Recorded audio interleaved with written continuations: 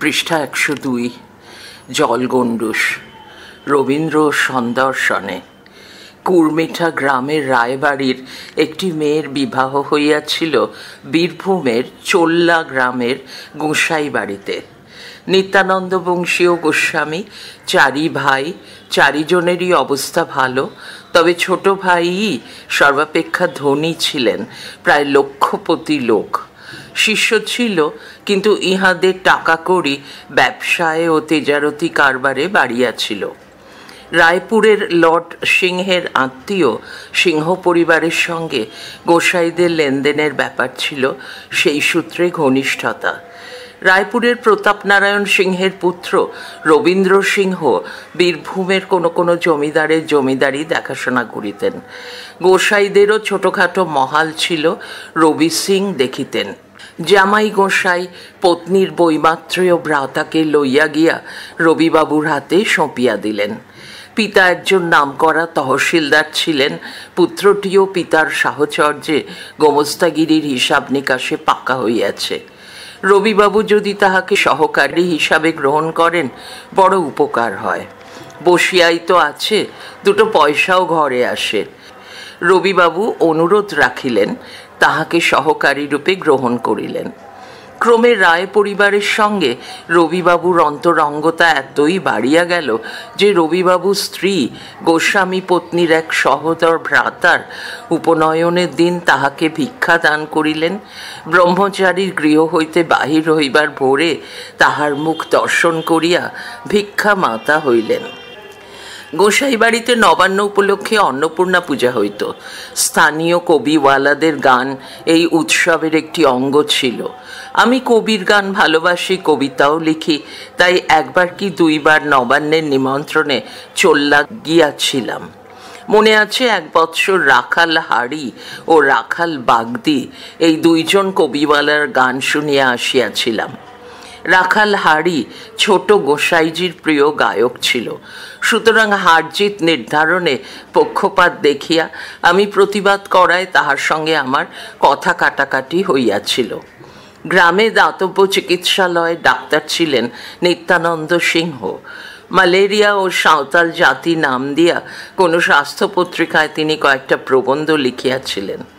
তাহার শখ হইয়াছিল শ্রী শ্রী রাস পঞ্চাধ্যায়ের কবিতার অনুবাদ করিবেন। অনুবাদ আমায় দেখাইয়াছিলেন, আমি যথা বুদ্ধি আগাগোড়া সংশোধন করিয়া দিয়াছিলাম। গ্রন্থখানি ছাপাইবার ইচ্ছা ছিল তাহার, কিন্তু ইচ্ছা কার্যে পরিণত হয় নাই। সম্পূর্ণ অনুবাদ আমি রাখিয়া দিয়াছি। পৃষ্ঠা 103। রবি সিং রায়পুরের এক প্রান্তে পৃথক বাড়িতে বাস করিতেন। আমবাগানের মধ্যে কয়েকখানি ঘর, পল্লীর নাম হাটপুকুর। সিংহ মহাশয় কার্তিকী অমাবস্যায় কালী পূজা করিতেন। পূজাতে বেশ ধুমধাম হইত। আমি ভট্টাচার্য বংশের দৌহিত্র, বাড়িতে শ্রী রাধা মদন গোপাল বিগ্রহ আছেন। মঙ্গলডিহির ঠাকুর সন্তানগণ আমাদের যজমান ছিলেন। কয়েকখানি গ্রামের সভাপতি ছিলাম আমরা, অর্থাৎ কয়েকখানি গ্রামের অশৌচ প্রায়শ্চিত্তাদির বিধি ব্যবস্থা দিতাম। অন্নপূর্ণা কালী পূজা দিতে পৌরোহিত্য করিতাম। কালী পূজা করাইতাম, কিন্তু প্রসাদী মাংসের সঙ্গে আমাদের কোনো সম্বন্ধ ছিল না। সুতরাং একটু ইতস্তত করিয়া নিমন্ত্রণ রক্ষার জন্যে হাটপুকুরে উপস্থিত হইলাম। শান্তিনিকেতনের সঙ্গে রবি সিং এর সৌহার্দ্য ছিল। দ্বিজেন্দ্রনাথের পৌত্র দীপেন্দ্রনাথ পুত্র দীনেন্দ্রনাথ প্রায় প্রতি বৎসরেই হাটপুকুরে আসিতেন, 2-3 দিন থাকিতেন। দীনুবাবুর সঙ্গে আমার পরিচয় হইয়া গেল। রবি সিং আগ্রহ সহকারে পরিচয় করাইয়া দিলেন। আমি রবীন্দ্রনাথের একজন ভক্ত, তাহার অনেক লেখা পড়িয়াছি জানিয়া দীনেন্দ্রনাথ অত্যন্ত আনন্দিত হইলেন। শান্তিনিকেতনে যাইবার সাদর আমন্ত্রণ জানাইলেন এবং শান্তিনিকেতনে গিয়া রবীন্দ্রনাথের সঙ্গে পরিচয় করাইয়া দিবেন প্রতিশ্রুতি দিলেন। আমি এই অবিশ্বাস্য সৌভাগ্যের সূচনায় অধীর হইয়া উঠিলাম। বাড়ি আসিয়া বেশি দিন অপেক্ষা করা উচিত বলিয়া মনে হইল না। কি জানি, দীনেন্দ্রনাথ যদি আমার কথা ভুলিয়া যান, বোধ হয় পৌষ মাসে একদিন রাত্রে আহারের পর একজোড়া গরুর গাড়ি লইয়া শান্তিনিকেতনের উদ্দেশ্যে বাহির হইয়া পড়িলাম। সালটা মনে নাই, তবে সে যে আজ 50 বৎসরেরও অধিক দিনের কথা, রবীন্দ্রনাথের নোবেল প্রাইজ পাইবার পূর্বের কথা, সে কথা মনে আছে। বোলপুর আমাদের গ্রাম হইতে 8 ক্রোশেরও বেশি দূর। বোলপুরের পশ্চিমে বর্তমান শ্রীনিকেতনের পূর্বে কালী সায়র নামে একটি পুষ্করিণী আছে। পুষ্করিণীর পশ্চিম পাড়ে কালী দেবীর বেদী, দেবীর কোনো মূর্তি নাই। কালী সায়রে শৌচ স্নান ও সন্ধ্যাদি সারিয়া শান্তিনিকেতনে উপস্থিত হইলাম। উপাসনা মন্দিরের নিকটেই দীপেন্দ্রনাথ থাকিতেন। নিচের তলায় দীপেন্দ্রনাথ এবং উপর তলায় রবীন্দ্রনাথ বাস করিতেন। আমি গিয়া সম্মুখে দাঁড়াইতেই দীপুবাবু চিনিতে পারিলেন। কিছুক্ষণ কুশল প্রশ্নাদিতেই কাটিয়া গেল। তাহার পর তিনি একটি চিরকুট লিখিয়া উপরে পাঠাইয়া দিতেই কবি সঙ্গে সঙ্গে নামিয়া আসিলেন। যেন একটি আলোক বিগ্রহ উদিত হইলেন। প্রশান্ত মুখমণ্ডল, কিন্তু চক্ষুর দিকে চাহিতে ভয় হয়। মনে হয় অন্তরের অন্তঃস্থল পর্যন্ত দেখিয়া লইবেন। ইহার নিকট কোনো কিছুই গোপন থাকিবে না।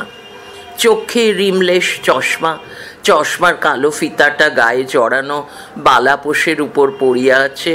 ঢিলে হাত পাঞ্জাবি গায়ে, পরনে চওড়া কালো পাড় একখানি অত্যন্ত পরিষ্কার ধুতি, কোঁচাটা পদপ্রান্তে তালতলার চটির উপরে লুটাইতেছে। আমি সসম্ভ্রমে দাঁড়াইয়া ভূমি লুণ্ঠিত হইয়া প্রণাম করিলাম। দীনেন্দ্রনাথ পরিচয় দিলেন, দাদু, ইনি তোমার কবিতা গল্প পড়েছেন, চয়কার দন্তের ন পড়েছেন, তোমার খুব ভক্ত, তোমায় দেখতে এসেছেন। পৃষ্ঠা 104। রবীন্দ্রনাথ বলিলেন, বসুন, আপনার লাইব্রেরিতে কি অনেক বই আছে? আমি বললাম, না, আমার নিজের কোনো লাইব্রেরি নাই। জিজ্ঞাসা করিলেন, গ্রামে? গ্রামেও নাই, আশেপাশের গ্রামেও নাই। আমি এখানে সেখানে চেয়ে চিনতে পড়েছি। অজিত চক্রবর্তী সম্পাদিত চয়নিকাখানি আমার নিজের আছে। রবীন্দ্রনাথ তাহার কোন কোন বই পড়িয়াছি জিজ্ঞাসা করিলেন। আমি চোখের বালি, নৌকাডুবি এবং গল্পগুচ্ছের নাম করিলাম। তিনি গ্রামের অবস্থা এবং আরও 2-1টি কথা জিজ্ঞাসা করিতেছেন। এমন সময় নিকটবর্তী উপাসনা মন্দির হইতে আমার মাথা নত করে দাও হে তোমার চরণ ধুলার তলে সঙ্গীতের প্রথম কলিটি ভাসিয়া আসিল। রবীন্দ্রনাথ বলিলেন, আমাদের উপাসনা দেখেছেন? আমি বলিলাম, না। তিনি বলিলেন, যান, দেখে আসুন। আমি উপাসনা মন্দিরে গিয়া বসিলাম। গান শেষ হইবার পর ফিরিয়া আসিয়া দেখি তিনি তখনও বসিয়া আছেন। আমাকে দেখিয়া বলিলেন, আমি এবার যাই। আমি পুনরায় পাদবন্দনা করিলাম। রবীন্দ্রনাথ উপরে উঠিয়া গেলেন। আমি দীনেন্দ্রনাথকে নমস্কার করিয়া দ্বিজেন্দ্রনাথকে দেখিবার উদ্দেশ্যে প্রস্থান করিলাম। গিয়া দেখিলাম দ্বিজেন্দ্রনাথ একটি ইজি চেয়ারে বসিয়া আছেন। তাহার আশেপাশে চেয়ারের হাতায় কতকগুলি পায়রা বসিতেছে, উড়িতেছে। পায়ের নিচে কয়েকটি হাঁস ঘুরিয়া বেড়াইতেছে। পায়রার ঝাঁকে 2-4টি শালিকও মিশিয়া আছে। পরনে ঢিলা পায়জামা, গায়ে ঢিলা হাতা পাঞ্জাবি। তিনি কিছু খাইয়াছেন। দীনেন্দ্রনাথের স্ত্রী, পরে জানিয়াছিলাম, আমাকে দেখিয়া উচ্ছিষ্ট পাত্র তুলিয়া লইয়া চলিয়া গেলেন। দ্বিজেন্দ্রনাথ আমাকে দেখিয়া জিজ্ঞাসা করিলেন, কোত্থেকে আসছেন? আমি পদধূলি লইয়া উত্তর করিলাম, রবি সিং মশায়ের কাছ থেকে। বসুন, তিনি ভালো আছেন? কোথায় এসেছিলেন? উত্তর দিলাম, রবীন্দ্রনাথকে এবং আপনাকে দেখতে। রবির সঙ্গে দেখা হলো? বলিলাম, আগে দীনুবাবু দেখা করিয়ে দিলেন। রবি কথাটি যে স্বরে, যে স্নেহের সঙ্গে উচ্চারণ করিয়াছিলেন, সেই স্নেহ মাখা সুর আজিও আমার কানে বাজিতেছে। জিজ্ঞাসা করিলেন, রবির বইটই সব পড়েছেন? উত্তর দিলাম, কিছু কিছু পড়িয়াছি। আপনার নিজের লাইব্রেরি আছে তো? বলিলাম, না। তাহলে দিন কাটে কি করে? চুপ করিয়া রহিলাম। জিজ্ঞাসা করিলেন, আপনার জমিদারির আয় কত? উত্তর করিলাম, জমিদারি তো নাই।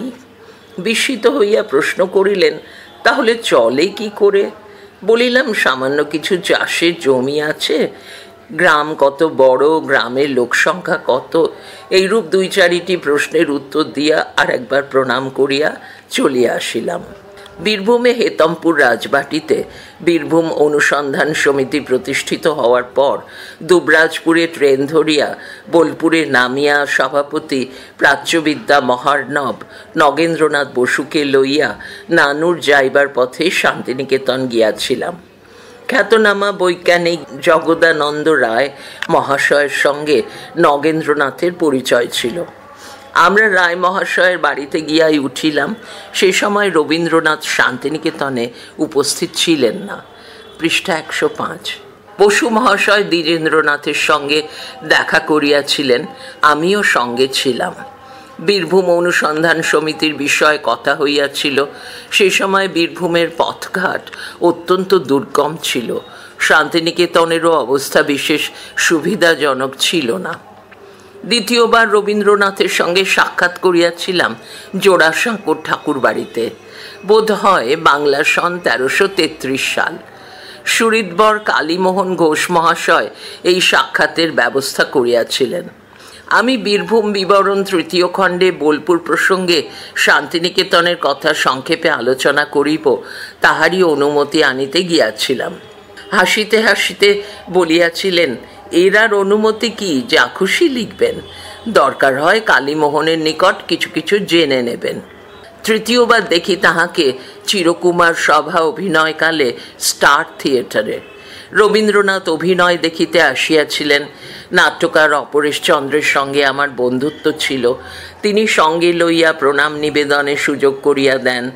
অতঃপর অপরেশবাবুর সঙ্গে ঠাকুরবাড়িতে যাই। চিরকুমার সভা দেখার পর অপরেশচন্দ্র তাহার মতামত জানিতে গিয়াছিলেন। রবীন্দ্রনাথ অপরেশচন্দ্রের রসিক ও অহিন্দ্র চৌধুরীর চন্দ্রবাবুর অত্যন্ত প্রশংসা করিয়াছিলেন। রসিকের অভিনয় করিবার বিশেষ সুযোগ ছিল না। সংস্কৃত শ্লোক ও বাংলা কবিতার আবৃত্তি নৈপুণ্যে অপরেশচন্দ্র যে পরিবেশের সৃষ্টি করিয়াছিলেন সেই কথার উল্লেখ করেন। ইহার পর ঠাকুরবাড়িতে নটির পূজা অভিনীত হয়। অপরেশবাবুর নিকট রবীন্দ্রনাথ কয়েকখানি টিকিট পাঠাইয়া দেন। টিকিটগুলির মূল্য দিতে হয় নাই। অপরেশচন্দ্র রায়বাহাদুর বৈকুণ্ঠনাথ বসুর পুত্র জানকীনাথের এবং আরও 2-3 জন অভিনেতার সঙ্গে আমারও এই অভিনয় দেখার সুযোগ দান করিয়াছিলেন। নটির পূজায় রবীন্দ্রনাথকে স্বয়ং অভিনয় করিতে দেখিয়াছিলাম। শান্তিনিকেতনেই রবীন্দ্রনাথকে শেষবার দর্শন করি।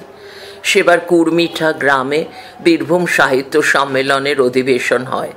ডক্টর শ্রীমান সাতকড়ি মুখোপাধ্যায় মূল সভাপতি এবং সাহিত্য বিভাগে ছিলেন শ্রীমান তারাশঙ্কর বন্দ্যোপাধ্যায়। আমি এই সম্মেলনের উপলক্ষে শান্তিনিকেতনে ক্ষিতিমোহন শাস্ত্রী প্রমুখকে নিমন্ত্রণ করিতে গিয়াছিলাম। চিত্রশিল্পী মুকুল দের ভগিনী রানীচন্দ্রের সঙ্গে পূর্ব হইতেই পরিচয় ছিল। তাহার সাহায্যে রবীন্দ্রনাথকে প্রণাম নিবেদন করিয়া সম্মেলন উপলক্ষে রবীন্দ্রনাথের আশীর্বাদ ভিক্ষা করিলাম। বেশি কথা হইল না। সংক্ষেপে সম্মেলনের কথা শুনিয়া বলিলেন, তুমি ব্যবস্থা করো। অনিলচন্দ্র মহাশয়ের সহিত দেখা হইল না। আমি রানীকে বিশেষ রূপে অনুরোধ করিয়াছিলাম, রবীন্দ্রনাথের আশীর্বাদই লইয়া তুমি যাইও। দুর্ভাগ্যের বিষয়, রানী সম্মেলনে উপস্থিত হইতে পারে নাই। আর অনিলচন্দ্র মহাশয় রবীন্দ্রনাথের হস্তাক্ষরের পরিবর্তে একটি ইংরেজি ভাষার টেলিগ্রাফ পাঠাইয়া সাহিত্য সম্মেলনে রবীন্দ্রনাথের শুভ কামনা জ্ঞাপন করেন। মধুর অভাবে গুড়। শারদিয়া বর্ধমান 1368।